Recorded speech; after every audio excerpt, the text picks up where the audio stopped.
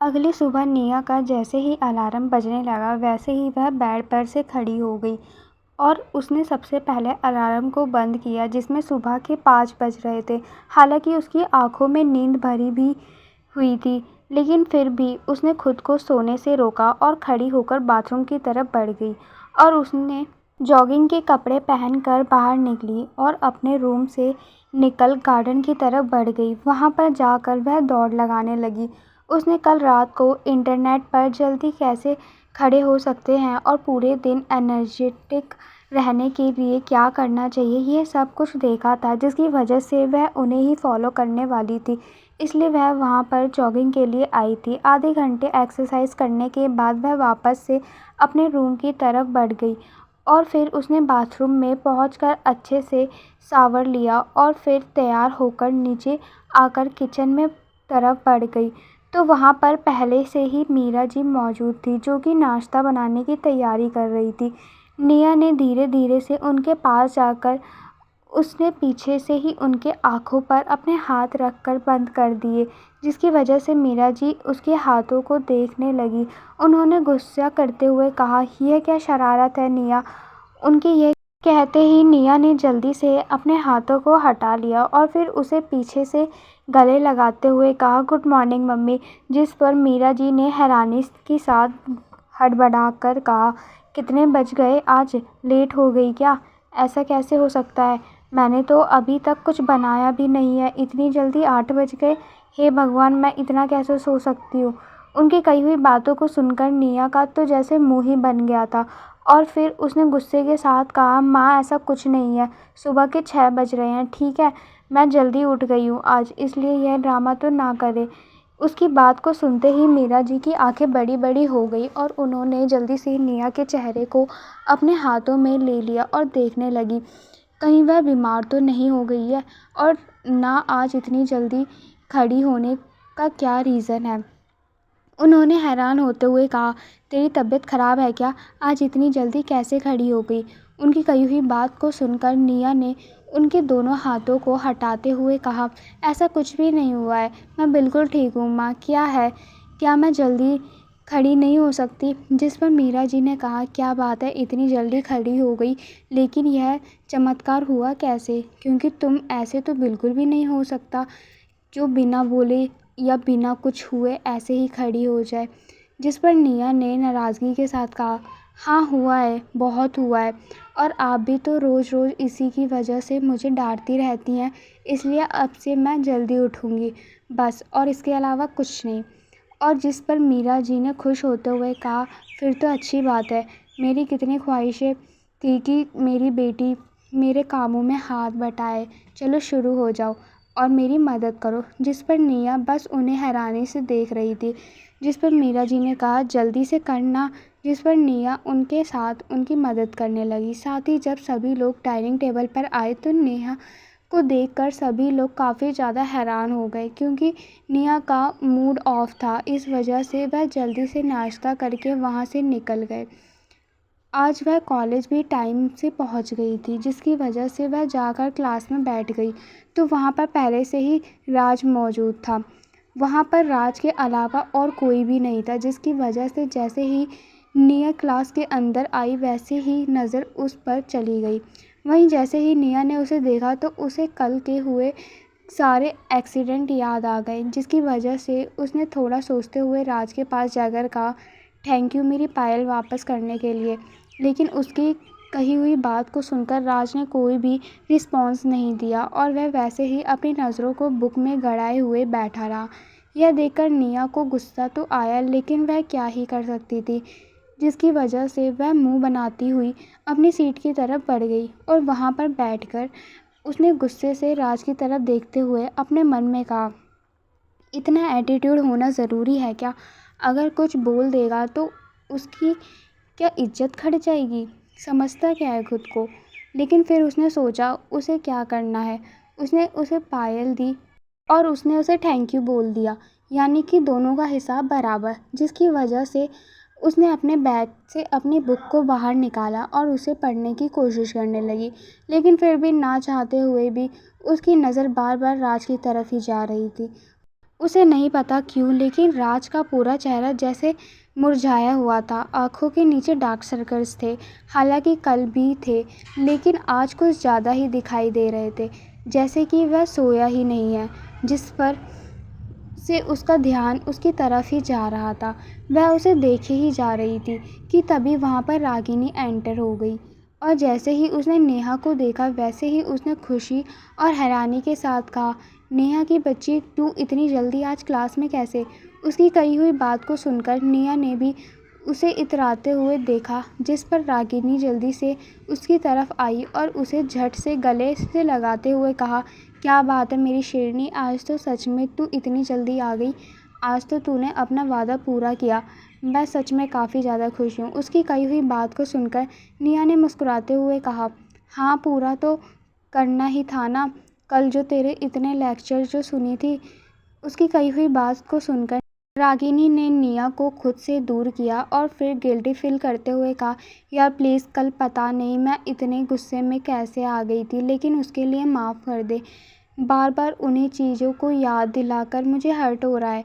जिस पर निया जल्दी से हंसते हुए कहा, अरे मेरी माँ, मैं मजाक कर रही थी, बाकी ऐसा कुछ भी नहीं, और मैं तुझे पहले से ही माफ़ कर चुकी हूँ, इसलिए गिल्टी फील करना बंद कर। उसी वक्त रागिनी को जैसे कुछ याद आया, जिसकी वजह से उसने जल्दी से चहचहाते हुए कहा, तुझे पता है आज क्या है? जिस पर निया ने कन्फ्यूज़न होते हुए कहा, क्यों आज क्या है? आज तो तेरा बर्थडे भी नहीं है, ना ही मेरा बर्थडे है, और ना ही उस चंपू का, तो फिर आज कौन सा खास डे है? जिस पर रागिनी ने उसके सिर पर चपट लगाते हुए कहा, ओए हेलो ओवर थिंकिंग की देवी, यह सब डेट्स याद करना ना बंद कर, बल्कि आज कॉलेज में फ्रेशर पार्टी है रखी गई है, हम सभी फ्रेशर के लिए, जिसमें सभी न्यू स्टूडेंट्स आएंगे। उसकी कही हुई बात को सुनकर निया ने भी खुशी के साथ कहा, क्या कहा, पार्टी? वाओ, फिर तो आज मज़ा आएगा। जिस पर अंदर आते हुए विशाल, जिसने सारी बातें सुनी थी, उसने भी उन्हें ज्वाइन करते हुए दोनों के गले में हाथ डालकर कहा, सही कहा, आज तो बहुत मज़ा आएगा। मैं तुम दोनों के साथ डांस करूँगा स्टेज पर, ना आग लगा देंगे। जिस पर दोनों ने ही उसे घूर कर देखा और फिर गुस्से के साथ उसके हाथ को हटाते हुए कहा, अपनी बकवास बंद कर और अपनी गर्लफ्रेंड को बुलाकर ना उसके साथ डांस करियो, समझा? जिस पर उसने मुंह बनाते हुए कहा, तुम दोनों को तो पता है ना मेरे पास गर्लफ्रेंड नहीं है। तो दोनों ने एक साथ सीट पर बैठते हुए कहा, तो बना ले, और दोनों ने हंसते हुए एक दूसरे की हाई फाई लिया। जिस पर विशाल ने नाराज़गी के साथ कहा, मुझे नहीं बनाना, मेरे लिए तुम दोनों ही मेरी गर्लफ्रेंड हो। जिस पर उन दोनों ने उसे घूर कर देखा और फिर रागिनी गुस्से से चिल्लाते हुए कहा, अबे तेरी तो, तू रुक बेटा, तुझे बताती हूँ क्या कहा तूने। साथ ही निया ने भी खड़े होते हुए कहा, हाँ तुझे तो मैं छोड़ूंगी नहीं, शक्ल देखी है बंदर कहीं का, तेरी गर्लफ्रेंड कौन बनना चाहेगा। जिस पर विशाल ने भागते हुए कहा, बहुत हैंडसम हो समझी, यह बोलो कि तुम्हारा भला कर रहा हूँ, तुमने अपनी अपनी शक्ल देखी है, किसी चुड़ैल की तरह लगती है। और यह सुनते ही जैसे निया और रागिनी का गुस्सा 7वें आसमान पर पहुँच गया, जिससे वह दोनों गुस्से के साथ बोली, अबे रुक तू, और वह दोनों विशाल के पीछे भागी। जिस पर विशाल जल्दी से क्लास के बाहर की तरफ दौड़ा, जिसमें सबसे आगे निया थी। वहीं राज उन दो सभी को भागते हुए देख रहा था। वहीं जैसे ही रागिनी क्लास से बाहर निकली, वैसे ही वह किसी से ऐसे टकराई कि उसने अपनी नाक को कसकर पकड़ लिया, क्योंकि उसके नाक में चोट लग गई थी। जिस वजह से उसने गुस्से से चिल्लाते हुए कहा, ब्लडी हेल, दिखाई नहीं देता है क्या? आंखें आंखें घर पर रख कर चलते हैं क्या? और उसने जैसे ही अपना सिर उठाकर गुस्से से ऊपर देखा, वैसे ही वह जैसे देखते ही रह गई। वहीं वह लड़का जिससे वह टकराई थी, उसने जल्दी से सॉरी फील करते हुए कहा, I am sorry, so sorry, मैंने देखा नहीं, आप ठीक है ना? आपको कहीं लगी तो नहीं ना? प्लीज़ माफ़ कर दीजिए। वही रागिनी को जैसे उसकी कोई भी बात सुनाई ही नहीं दे रही थी। उसके दिल में जैसे गाने बजने लगे थे, और वह उस लड़के को इतने प्यार से देखने लगी कि जैसे उसे पहली बार में ही प्यार हो गया हो। वह लड़का देखने में इतना हैंडसम था कि वह अपनी नज़रों को नहीं हटा पा रही थी। वह रश्मि पुरवंशी, कौन है यह लड़का? रागिनी उस लड़के को काफ़ी प्यार से देख रही थी। वहीं जब उस लड़के ने देखा कि वह बस उसे देखे जा रही है लेकिन कुछ बोल नहीं रही है, तो उसे लगा कि वह जैसे पागल है। इसलिए वह उसे वहीं पर छोड़ आगे क्लास की तरफ बढ़ गया। वहीं रागिनी बस उस लड़के को ही देखे जा रही थी। वहीं वह लड़का जब क्लास में पहुंचा तो उसने अपनी नज़रों को इधर उधर दौड़ाया तो उसकी नज़र राज पर जाकर रुक गई। उसे देखते ही उसके चेहरे पर मुस्कान आ गई। उसने जल्दी से उसके पास जाकर कहा, राज कैसा है? वहीं जैसे ही राज ने अपना नाम सुना तो अपना सिर उठाकर देखा तो सामने उस लड़के को देखकर उसके चेहरे पर एक चमक आ गई। उसने जल्दी से खड़े होकर उसे गले लगाते हुए कहा, कार्तिक तुम कैसे हो? और यहाँ पर जिस पर कार्तिक ने भी उसे कसकर गले लगाते हुए कहा, हाँ मैं ठीक हूँ मेरी जान, मैं यहाँ तेरे लिए ही आया था। मेरा दूसरे कॉलेज में मन ही नहीं लगा तो मैं तेरे साथ ही तेरे कॉलेज में आ गया। यह सुनकर राज काफ़ी खुश हो गया था, लेकिन उसके टाइटली गले लगाने के कारण राज को अपने शरीर में काफ़ी दर्द महसूस हुआ, लेकिन उसने जाहिर नहीं होने दिया। उसने उसे खुद से दूर करते हुए कहा, मैं तेरी कोई जानवान नहीं हूँ, समझा? जिस पर कार्तिक ने उसके मज़े लेते हुए उसके चेहरे को ज़बरदस्ती पकड़ते हुए कहा, ओए तू तो मेरा सब कुछ है, मेरी जान, मेरा दिल, मेरा प्यार। तभी अचानक से उसका चेहरा सीरियस हो गया। उसने जल्दी से उसे देखते हुए कहा, क्या हुआ है तुझे? फिर से उन्होंने यह किया। साला हद है, बेरहमी की भी हद होती है। लेकिन तेरा बाप सच में इतना कमीना है ना, उसका सही में गला दबाने का मन करता है। और फिर उसने राज को गुस्से से देखते हुए कहा, और तू ये सब छोड़ क्यों नहीं देता है? उस घर से निकलता क्यों नहीं? क्यों यह सब झेल रहा है, बर्दाश्त कर रहा है, ज़िल्लत हो रहा है? वो तो है ही हैवान, तू क्यों ये सब सह रहा है यार? जिस पर राज ने उसे शांत और चुप कराते हुए कहा, पहले तू चुप हो जा और शांत हो जा, मैं ठीक हूँ, तू और जानता है ना वहाँ क्यों हूँ? जिस पर कार्तिक ने गुस्से से कहा, तू एक बार वहाँ से निकल तो सही, मैं सब संभाल लूँगा। जिस पर राज ने उसकी बात को काटते हुए कहा, कार्तिक मैं तुझे इन सब में नहीं डालना चाहता, तू नहीं जानता वो है क्या, इसलिए सब कुछ मुझे ही करना होगा। तू इन सब से दूर रह और इस बार कुछ भी नहीं होगा, मैं वहाँ से ज़रूर निकलूँगा, वह भी अपने भाई के साथ। उसकी कही हुई बात को सुनकर कार्तिक को ना चाहते हुए भी शांत होना पड़ा। वहीं माहौल को ठीक करने के लिए राज ने कार्तिक के कंधे पर हाथ रखकर थोड़ा मजाकिया लहजे में कहा, अच्छा बता अब कौन सी गर्लफ्रेंड है के साथ है तू? ना जाने कितनी सारी गर्लफ्रेंड रह चुकी है तेरी, तू थकता नहीं है क्या लड़कियों के साथ रह रह कर? झेलता कैसे है तू? उसकी कही हुई बात को सुनकर कार्तिक ने हंसते हुए कहा, अब मैं अपनी 97वीं गर्लफ्रेंड के साथ हूँ और यह यार सही में सबसे अलग है। उसकी कही हुई बात को सुनकर राज की आंखें बड़ी बड़ी हो गई थी। उसने हैरानी से कहा, अबे साले तू सही में एक नंबर का प्लेबॉय बन गया है। इतनी सारी लड़कियां तेरी गर्लफ्रेंड बन चुकी हैं और फिर तू ही उन्हें कैसे भी ना कैसे करके छोड़ देता है। फिर उनसे उसे समझाते हुए कहा, देख कार्तिक, लड़कियों के साथ यह सब सही नहीं है, ना जाने वह कितनी हर्ट होती होंगी। जिस पर कार्तिक ने डिस्कस्टिंग लुक देते हुए कहा, बिल्कुल भी नहीं, वह सारी लड़कियां हैं मेरे पैसों के पीछे आती हैं और फिर जब मैं उन्हें यह सब देने से मना कर देता हूँ तो चली जाती हैं। तो बताओ उसमें मैं कहाँ किसी को हर्ट करता हूँ? आज तक मुझे ऐसी कोई भी लड़की नहीं दिखी जो कि मुझसे सच में प्यार करती हो, बल्कि सारी की सारी मेरे पैसों की वजह से और मेरे हैंडसम की वजह से ही मेरे पास आई थी। इसलिए मेरे भाई दिल टूटने का तो सवाल ही पैदा नहीं होता। और सच बताऊँ तो मुझे लगता है ऐसी लड़कियां होती भी नहीं है जो सच में प्यार करे, और हाँ अगर होती हैं तो मैं दुआ करूँगा कि वैसी लड़की मुझे नहीं एक तुझे मिल जाए जो तेरे अधूरे और खालीपन को पूरी तरीके से ख़त्म कर दे। और ये कहते हुए उसने अपने हाथ को राज के गले के चारों ओर डाल लिया। उसकी कही हुई बात को सुनकर राज अपनी काली गहरी आंखों से उसे घूर कर देख रहा था और फिर उसका हाथ उसके कंधे पर से हटाते हुए कहा, जी बिल्कुल नहीं, मुझे अपनी लाइफ में कोई भी लड़की नहीं चाहिए। और अभी आपने ही कहा जनाब, ऐसी लड़कियां तो नहीं होती, तो यानी कि ऐसी लड़की नहीं होती, समझे तुम? ये कहते हुए वह भी क्लास से बाहर की तरफ जाने लगा। वहीं कार्तिक उसे जाते हुए देख रहा था और फिर उसने अपने मन में कहा, हाँ भले ही मैंने कहा हो, लेकिन फिर जब इस दुनिया में तेरे जैसी लड़के हो सकते हैं तो फिर सच में प्यार करने वाली लड़की क्यों नहीं हो सकती। ज़रूर होगी, और देख लेना तेरी लाइफ में बहुत ही जल्दी आएगी। और फिर वह जल्दी से राज की तरफ दौड़ा और फिर दोनों लोग ऐसे ही बातें करने लगे। वहीं कैंटीन के अंदर रागिनी, विशाल और निया अपनी अपनी चेयर पर बैठे हुए थे।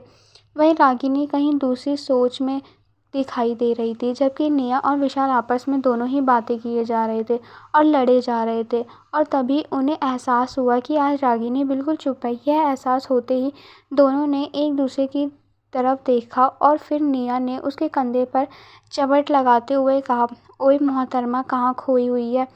उसकी कही हुई बात को सुनकर रागिनी हम अपने होश में वापस आई और फिर उसने अपने कंधे को सहलाते हुए अपना मुंह बनाकर निया की तरफ देखते हुए कहा, यार कितनी तेज मारती है, क्या है, कौन सा भूकंप आ गया है। जिस पर निया ने उसकी बात को काटते हुए कहा, पहले तू बता, हुआ क्या है। जब से तू हमारे साथ आई है, जब से बिल्कुल चुपचाप से बैठी हुई है, चल बता क्या हुआ है। उसकी कही हुई बात को सुनकर रागिनी के गाल गुलाबी होने लगे और उसने शर्माते हुए कहा, मैंने तुझे बताया था ना कि मुझे फर्स्ट लव कैसे होगा। उसकी कही हुई बात को सुनकर निया ने अपनी बड़ी बड़ी आंखों से देखते हुए कहा, क्या कहा। जिस पर रागिनी ने शर्माते हुए कहा, हाँ मुझे यार फर्स्ट साइड लव हो गया है, मुझे मेरा ड्रीम बॉय मिल गया है। उसकी कही हुई बात को सुनकर वह दोनों उसकी तरफ अपनी आंखें फाड़ कर देख रहे थे। और फिर विशाल ने जल्दी से खुश होते हुए कहा, क्या बात है, कौन है वह खुशनसीब जिसे आपने पसंद किया है। उसकी कही हुई बात को सुनकर रागिनी ने मुंह बनाते हुए कहा, नहीं मुझे ये नहीं पता, मैं नहीं जानती कौन है, बस उसे देखा और बस देखती ही रह गई। वह देखने में इतना हैंडसम था कि मैं उससे कुछ सवाल कर ही नहीं पाई। उससे पहले ही वह वहाँ से गायब हो गया। उसकी कही हुई बात को सुनकर विशाल और निया हंसने लगे। उन्हें हंसते हुए देखकर रागिनी ने गुस्से के साथ कहा, देखो हंसना बंद करो ठीक है, और मुझे बताओ कि मैं उसे कैसे ढूंढूं। उसकी कही हुई बात को सुनकर निया ने कहा, अगर तूने उसे कॉलेज में देखा है तो वह ज़रूर हमारे कॉलेज का स्टूडेंट होगा, इसलिए उसमें ढूंढने की क्या ज़रूरत है। वैसे भी शाम को फ्रेशर पार्टी होने वाली है, उसमें तो सभी लोग आएंगे, इसलिए उसमें आराम से ढूंढ लेना। उसकी कही हुई बात सुनकर रागिनी का चेहरा जैसे खुशी से खिल उठा और उसने जल्दी से निया को उठकर गले से लगाते हुए कहा, हाय मेरी जान मर जावा, तू तो मेरे सबसे अच्छी बेस्ट फ्रेंड है, आई लव यू मेरी जान। और उसके गालों पर एकदम से किस किया। यह देखकर निया जल्दी से उसे खुद से दूर करते हुए अपने गालों को साफ करते हुए कहा, ओए कमीनी दूर हो जा, मेरी इज्जत क्यों लूट रही है, वह भी सरेआम। सही में। उसकी कही हुई बात को सुनकर रागिनी ने मुस्कुराकर टेबल पर बैठते हुए कहा, क्या करूं, प्यार जो इतना आ रहा है। जिस पर विशाल ने बीच में कहा, मैं तो सोच रहा हूँ तूने तो उसे पसंद कर लिया, लेकिन क्या वह तेरी इस बंदरिया जैसी शक्ल को पसंद करेगा, कहीं वह तुझे देखते ही रिजेक्ट ना कर दे। उसकी कही हुई बात को सुनकर रागिनी का पारा चढ़ गया और उसने गुस्से से कहा, कमीने मैं तेरी जान ले लूँगी। और वह जल्दी से टेबल से खड़ी हुई, जिस पर विशाल जल्दी से वहाँ से हंसते हुए भाग गया। वहीं निया ने उसके गुस्से को शांत कराया। फिर वह सब वापस से अपनी क्लास में गई और फिर सारी क्लासेस ख़त्म होने के बाद अपने घर के लिए निकल गई। क्या सच में कार्तिक को रागिनी में कोई इंटरेस्ट आएगा या फिर वह भी उसे वैसे ही सबकी तरह छोड़ देगा। और क्या होने वाला है फ्रेशर पार्टी में। शाम का वक्त। निया जब अपने रूम में तैयार होकर बाहर सीढ़ियों से होते हुए नीचे हॉल में पहुंची, तभी सभी की नज़रें जो कि डाइनिंग टेबल पर बैठे हुए थे जैसे उसी पर टिक गई, क्योंकि निया ने एक बेहद खूबसूरत लाइट ब्लू कलर की शॉर्ट ड्रेस को पहन रखा था। खुले हुए काले घने बाल जो कि उसकी कमर तक लहरा रहे थे, चेहरे पर हल्का सा मेकअप और पैरों में ड्रेस से मैचिंग लाइट ब्लू कलर के हाई हील्स और नीले काजल से सजी हुई गहरी काली आंखें। वह पहले से ही बला की खूबसूरत लगती थी, लेकिन उस ड्रेस में तो वह और भी ज़्यादा खूबसूरत लग रही थी। और उसे इस ड्रेस में देखकर तो अभी और मोना का मुंह खुला का खुला ही रह गया था। सभी को पता था कि आज निया की कॉलेज में फ्रेशर पार्टी थी। अभी ने निया की तारीफ करते हुए कहा, वाओ दी, क्या लग रही हैं आप, जैसे कि नीले जल से रहने वाली जलपरी। वहीं जब निया ने अपनी तारीफ सुनी तो उसके चेहरे पर एक प्राउड वाली मुस्कुराहट आ गई। वहीं मोना ने भी अभी की तब बात सुनकर अपना सिर हाँ में हिलाते हुए कहा, आपको देखकर तो कोई भी पागल हो जाएगा, इतना है तैयार होने की क्या ज़रूरत थी दी। जिस पर निया ने उसे घूर कर देखा, वह उसकी तारीफ कर रही थी या कुछ और कर रही थी। वहीं अभिषेक जी ने मुस्कुराकर कहा, हाँ आज तुम बहुत खूबसूरत लग रही हो मेरी प्यारी बच्ची। फिर उन्होंने उसे कुछ हिदायत देते हुए कहा, लेकिन बाहर का माहौल बिल्कुल भी ठीक नहीं है, इसलिए अपना ध्यान अच्छे से रखना और जितना हो सके पार्टी को ख़त्म होते ही जल्दी से घर आ जाना। और अगर तुम्हें थोड़ी सी भी कोई प्रॉब्लम दिखाई दे तो मुझे जल्दी से कॉल करना, समझ में आया।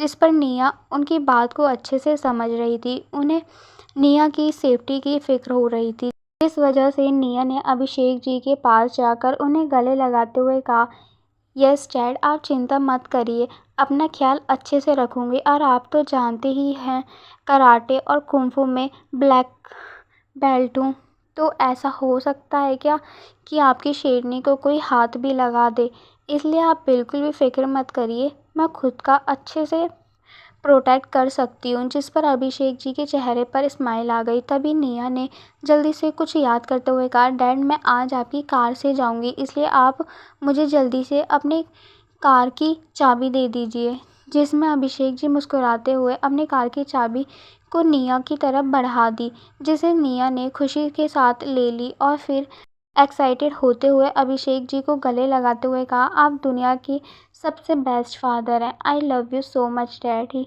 जिस पर अभिषेक जी ने खुशी के साथ उसके गालों पर हाथ रखते हुए कहा, और तुम दुनिया की सबसे बेस्ट बेटी हो।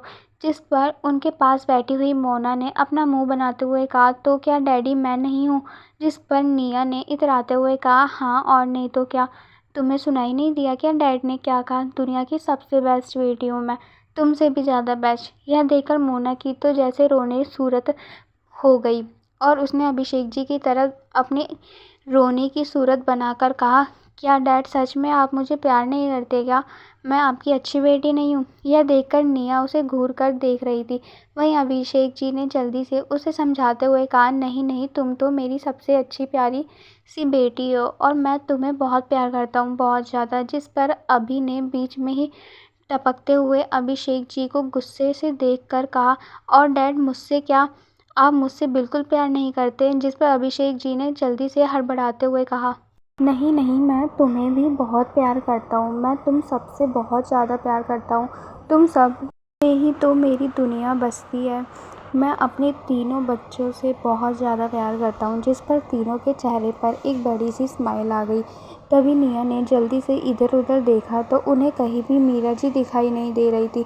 यह देखकर निया ने उन सभी की तरफ देखते हुए कहा, मैं जल्दी से यहाँ से निकलती हूँ, अगर माँ ने देख लिया तो वह तो मेरी जान ही ले लेंगी और फिर मुझे इस ड्रेस में तो कहीं भी नहीं जाने देंगी। उसकी कही हुई बात को सुनकर सभी ने अपना सिर हाँ में हिला दिया और अपना हाथ हिलाकर बाय किया। वहीं निया ने भी जल्दी से अपना हाथ हिलाकर अपना एक कदम आगे बढ़ाया ही था कि तभी पीछे से मीरा जी की कड़क आवाज़ उसके कानों में सुनाई दी, यह ड्रेस पहनकर आगे एक कदम बढ़ाने की हिम्मत मत करना। जैसे ही उनकी कही हुई यह बात को उसने सुनी, वैसे ही सभी ने अपना सिर पीट लिया।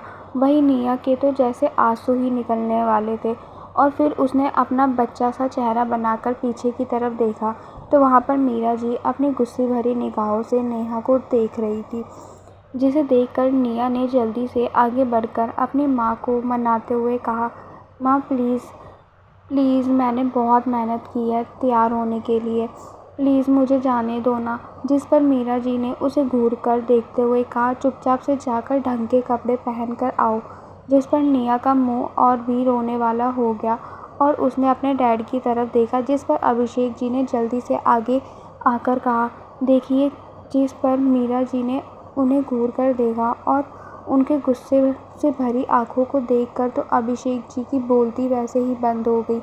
वहीं यह देखकर निया ने अपना चेहरा और भी ज़्यादा मायूस बना लिया और फिर जल्दी से अपनी माँ की बाहों को पकड़ते हुए झूठ मूठ कर रोते हुए कहा, माँ प्लीज़, माँ प्लीज़ प्लीज़ प्लीज़ जाने दो ना प्लीज़, आज तो मेरी प्यारी माँ, मैं सच में टाइम पर जल्दी से घर आ जाऊँगी। वहाँ पर ज़्यादा डांस भी नहीं करूँगी, बस आराम से एक जगह पर बैठकर पूरी पार्टी एंजॉय करूँगी। प्लीज़ प्लीज़ जाने दो ना। जिस पर सभी लोग उसका ड्रामा देख रहे थे।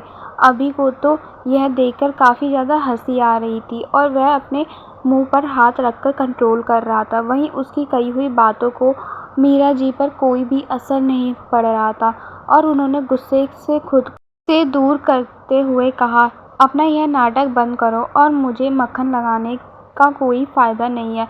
जल्दी से रूम में जाकर अपने कपड़े चेंज करके आओ, वरना तुम कहीं भी नहीं जा रही हो। उनकी कही हुई बात को सुनकर अब निया का मुंह बन गया था और वह उदासी के साथ और नाराज़गी के साथ अपनी माँ की तरफ देख रही थी, जिस पर मीरा जी ने गुस्से से कहा, मुझे घूरने का कोई फ़ायदा नहीं है, चुपचाप से जाकर रूम में कपड़े चेंज करके आओ। जिस पर निया ने अभिषेक जी की तरफ देखा तो वह भी काफ़ी लाचार होकर निया की तरफ देख रहे थे। यह देखकर निया अपने पैर पटकती हुई सीढ़ियों की तरफ जाने लगी। यह देखकर मीरा जी अभिषेक जी की तरफ घूरकर देखते हुए गुस्से के साथ कहा, अब आप भी जाकर डाइनिंग टेबल पर बैठ जाइए। आपको पता है ना बाहर कैसा माहौल है, लड़कियों के साथ आए दिन क्या क्या हो रहा है, उसे कुछ भी हो सकता है और आप हैं कि उसे ना कोई रोके ना कोई टोक। अगर उसे कुछ हो गया तो क्या करेंगे आप? लेकिन आप उसकी हर एक चीज़ में उसे बढ़ावा देते रहते हैं। वह ऐसे ही अभिषेक जी को डांट ही जा रही थी। वहीं मोना और अभी अपने डैड को माँ की डांट खाते हुए देख रहे थे। वहीं निया भी यह सब कुछ सुन रही थी। वह सीढ़ियों के ऊपर अपना एक कदम रखने ही वाली थी कि तभी उसके दिमाग में ना जाने क्या खुराफती सूझी। उसने अपनी माँ और डैड की तरफ देखा जो कि इस वक्त लड़ने में बिजी थे।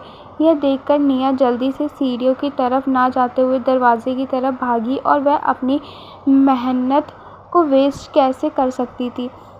साथ ही उसने इशारों में ही अभी और मोना को बाय किया। वहीं निया को दरवाजे की तरफ भागते हुए देखकर दोनों की आंखें बड़ी बड़ी हो गई और दोनों ने एक दूसरे की तरफ हैरानी के साथ देखा और फिर दोनों ने अपना सिर पीटते हुए अपने मन में कहा, निया दी, आप क्या मरना चाहती हैं?